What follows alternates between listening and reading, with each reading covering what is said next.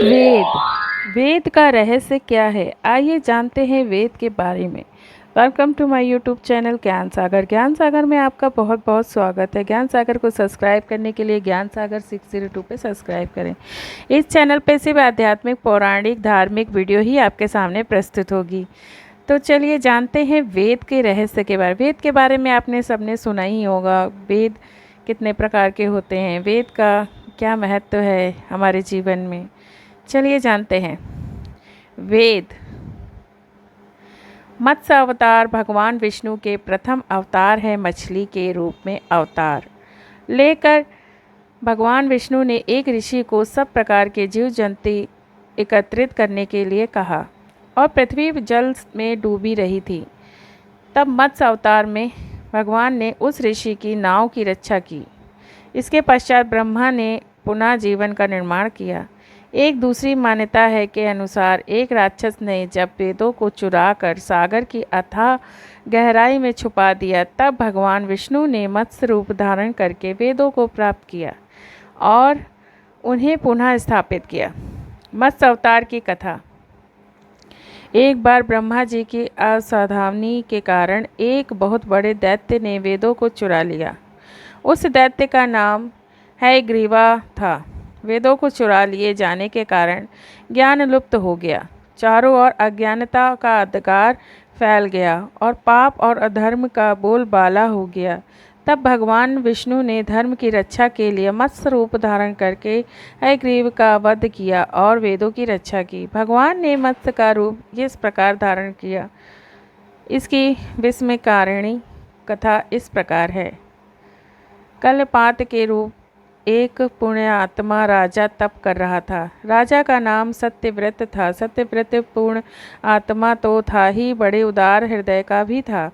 प्रभात का समय था, सूर्योदय हो चुका था। सत्यव्रत कृतमाला नदी में स्नान कर रहा था। उसने स्नान करने के पश्चात जब तर्पण के लिए अंजलि में जल लिया तो अंजलि में जल के साथ एक छोटी सी मछली भी आ गई। सत्यव्रत ने मछली को नदी के जल में छोड़ दिया। मछली बोली, राजन, जल के बड़े बड़े जीव छोटे छोटे जीवों को मारकर खा जाते हैं। अवश्य कोई बड़ा जीव मुझे भी मारकर खा जाएगा। कृपया करके मेरे प्राणों की रक्षा कीजिए। सत्यव्रत के हृदय में दया उत्पन्न हो उठी। उसने मछली को जल से भरे हुए अपने कमंडलू में डाल लिया। तभी एक आश्चर्यजनक घटना घटी। एक रात में मछली का शरीर इतना बढ़ गया कि कमंडलू उसके रहने के लिए छोटा पड़ने लगा। उस दूसरे दिन मछली सत्यव्रत से बोली, राजन, मेरे रहने के लिए कोई दूसरा स्थान ढूंढिए, क्योंकि मेरा शरीर बढ़ गया है। मुझे घूमने फिरने में बड़ा कष्ट होता है। सत्यव्रत ने मछली को कमंडलू से निकालकर पानी से भरे हुए मटके में रख दिया।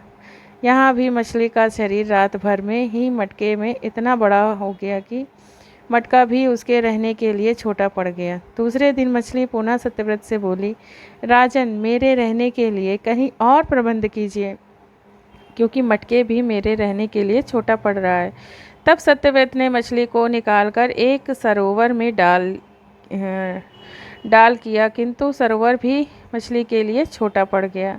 इसके बाद सत्यव्रत ने मछली को नदी में और फिर उसके बाद समुद्र में डाल दिया। आश्चर्य, समुद्र में भी मछली का शरीर इतना अधिक बढ़ गया कि मछली के रहने के लिए यह छोटा पड़ गया। अतः मछली पुनः सत्यव्रत से बोली, राजन, यह समुद्र भी मेरे रहने के लिए उपयुक्त नहीं है। मेरे रहने की व्यवस्था कहीं और कीजिए। अब सत्यव्रत विस्मित हो उठा। उसने आज एक ऐसी मछली कभी नहीं देखी थी। वह विस्मय भरे स्वर में बोला, मेरी बुद्धि तो विस्मय के सागर में डुबा देने वाले आप कौन हैं? मत्स्य रूपधारी श्री हरि ने उत्तर दिया, राजन, हयग्रीव नामक दैत्य ने वेदों को चुरा लिया है। जगत में चारों ओर अज्ञान और अधर्म का अंधकार फैला हुआ है। मैंने हयग्रीव को मारने के लिए ही मत्स्य का रूप धारण किया है। आज से 7वें दिन पृथ्वी प्रलय के चक्र में फिर जाएगी। समुद्र उमड़ उठेगा, भयानक वृष्टि होगी, सारी पृथ्वी पानी में डूब जाएगी। जल के अतिरिक्त यहाँ कहीं कुछ भी दृष्टिगोचर नहीं होगा। आपके पास एक नाव पहुँचेगी। आप सभी अनाजों और औषधियों के बीजों को लेकर सप्त ऋषियों के साथ नाव पर बैठ जाइएगा। मैं उसी समय आपको पुनः दिखाई पड़ूंगा और आपको आत्म तत्व का ज्ञान प्रदान करूंगा। सत्यव्रत उसी दिन से हरि स्मरण करते हुए प्रलय की प्रतीक्षा करने लगे। 7वें दिन प्रलय का दृश्य उपस्थित हो उठा। समुद्र भी उमड़कर अपनी सीमाओं से बाहर बहने लगा। भयानक वृष्टि होने लगी। थोड़ी ही देर में सारी पृथ्वी पर जल ही जल हो गया। संपूर्ण पृथ्वी जल में समा गई। उसी समय एक नाव दिखाई पड़ी। सत्यव्रत सप्त ऋषियों के साथ उस नाव पर बैठ गए। उन्होंने नाव के ऊपर संपूर्ण अनाजों और औषधियों के बीज भी भर दिए। नाव प्रलय के सागर में तैरने लगी। प्रलय के उस सागर में उस नाव के अतिरिक्त कहीं भी कुछ भी नहीं दिखाई दे रहा था। सहसा मत्स्य रूपी भगवान प्रलय के सागर में दिखाई पड़े। सत्यव्रत और सप्त ऋषिगण मत्स्य रूपी भगवान की प्रार्थना करने लगे। भगवान से आत्मज्ञान पाकर सत्यव्रत का जीवन धन्य हो उठा। वे जीते ही जीवन मुक्त हो गए।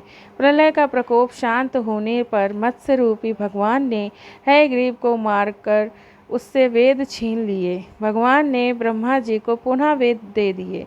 उस प्रकार भगवान ने मत्स्य रूप धारण करके वेदों का उद्धार तो किया ही, साथ ही संसार के प्राणियों को भी अमित कल्याण किया। तो बोलिए जय श्री हरि। इस महीने अगर आप श्री हरि की कथाएं सुनते हैं तो आपका जीवन धन्य हो जाता है। चलिए, धन्यवाद।